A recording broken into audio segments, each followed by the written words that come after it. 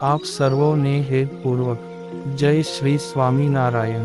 આજની સત્સંગ કથા વાર્તા નિજ મંદિર સાવરકુંડલા। આજની સત્સંગ કથા વાર્તામાં આપણે શ્રીમદ સત્સંગી જીવનની કથા સાંભળશું। અધ્યાય 42। સુવ્રત મુનિ કહે છે કે, હે રાજન, આ બાજુ અયોધ્યા નગરીમાં ધર્મદેવના કુળદેવ ચિરંજીવી હનુમાનજી શ્રી હરિએ આહ્નિક વિધિ સમાપ્ત કરી લીધો હશે એમ માનીને શ્રી હરિના દર્શન કરવા માટે ધર્મદેવના ભવનમાં પધાર્યા। શ્રી રામચંદ્રજીના એકાંતિક ભક્ત હનુમાનજી શ્રી હરિને પોતાના ઇષ્ટદેવ શ્રી રામચંદ્ર રૂપે જાણતા હતા, તેથી ગાઢ અનુરાગથી તેમના દર્શન કરવા પધારતા હતા।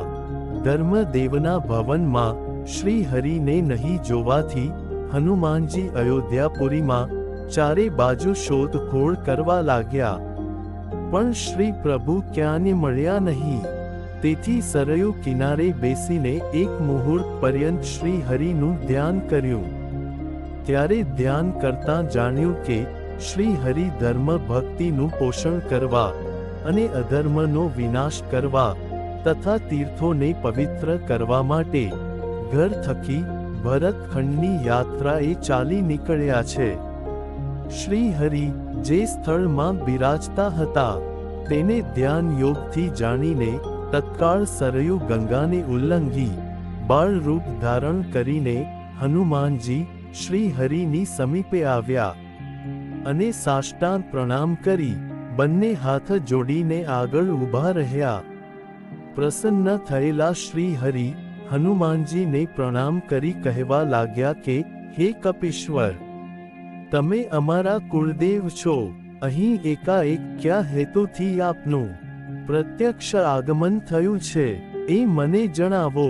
તપશ્ચર્યા કરવાની ઈચ્છાથી મહાભયંકર વનમાં પ્રયાણ કરવા ઈચ્છતા મને આપનું ઈચ્છિત દર્શન થયું છે, એ મારા માટે મંગલરૂપ થયું છે।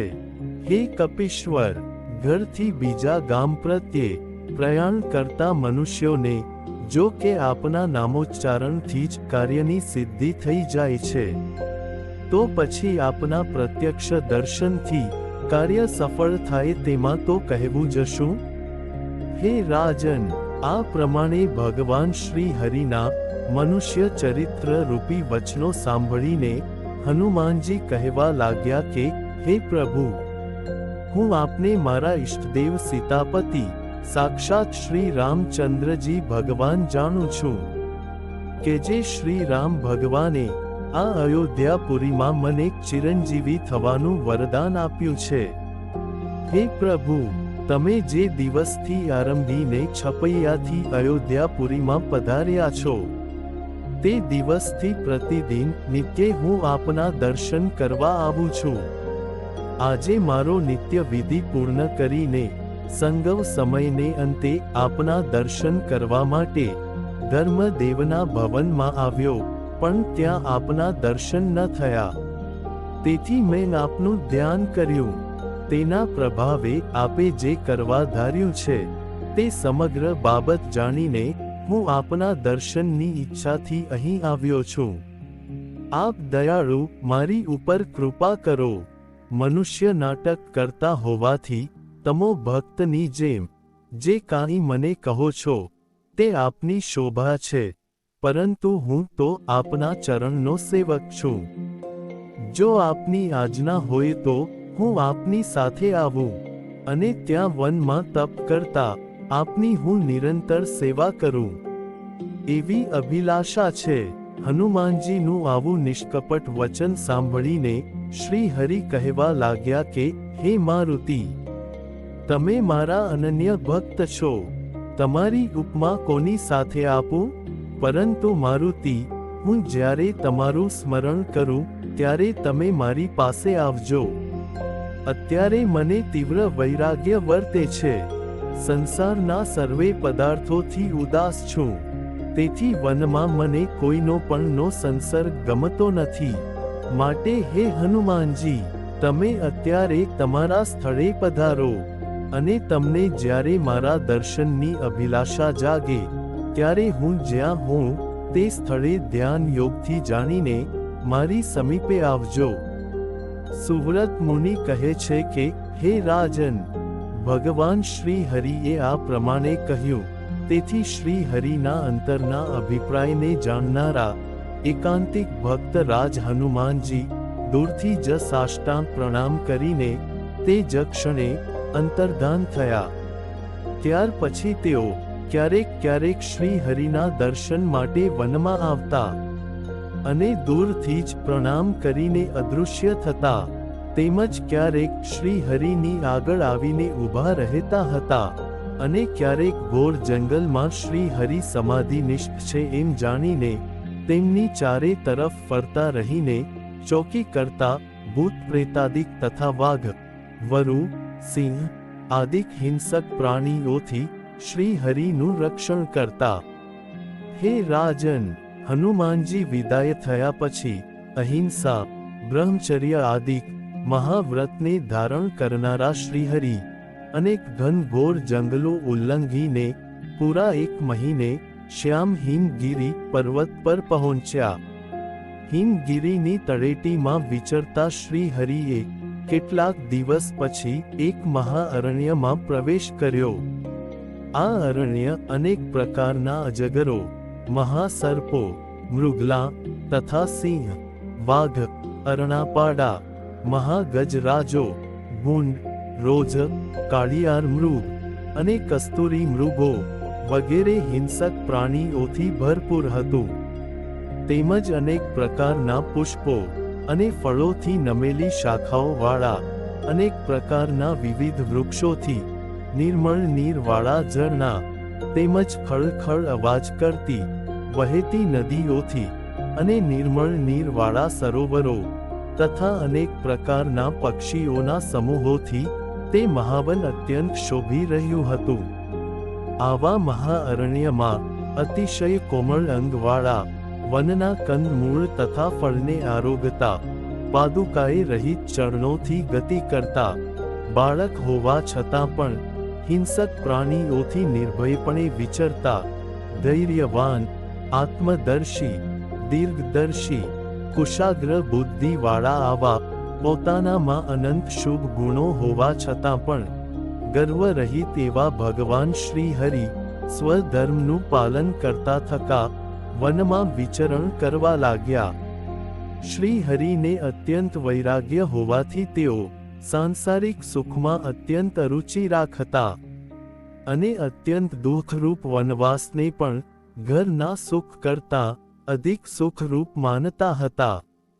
શ્રીમદ ભાગવતના 5મ સ્કંદમાંથી જડ ભરતના આખ્યાનને વાંચીને શ્રી હરિએ અનાસક્ત બુદ્ધિ યોગનો અભ્યાસ કર્યો અને પુલ્હાશ્રમમાં તપશ્ચર્યા કરવા માટે અત્યંત ઉત્કંઠાવાળા થયા. પુલ્હાશ્રમ તરફની દિશાને લક્ષ્ય કરીને ચાલ્યા જતા શ્રીહરિ માર્ગ ભૂલ્યા ત્યારે તેમને ફળ કે જળ આદિ 3 દિવસ સુધી કાંઈ પ્રાપ્ત થયું નહીં.